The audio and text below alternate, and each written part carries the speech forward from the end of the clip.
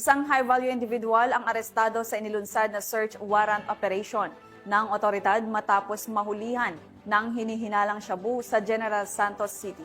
Patrolwoman Brylin Jean Cabonillas sa report.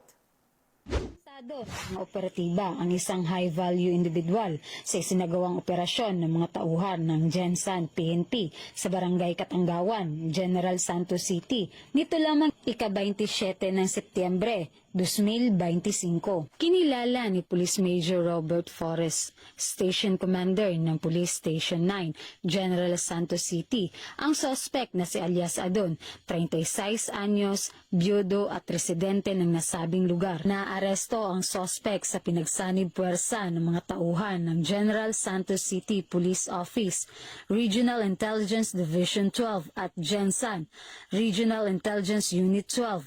Na-recover sa suspect ang isang itim na sling bag na naglalaman ng itim na pouch na may 216 na piso at isang heat-sealed transparent plastic sachet na naglalaman ng hinihinalang shabu na may bigat na 1.5 gramo at nagkakahalaga ng 10,200. Kasalukuyang nasa kustodiya na ng Gensan PNP ang suspect at mahaharap sa kasong paglabag sa RA 9165 o Comprehensive Dangerous Drugs Act of 2002. Patuloy ang pagtutulungan ng iba't ibang unit ng kapulisan ng Police Regional Office 12 upang sugpuin ang ilegal na droga at mapanatili ang katahimikan at kaayusan sa lungsod.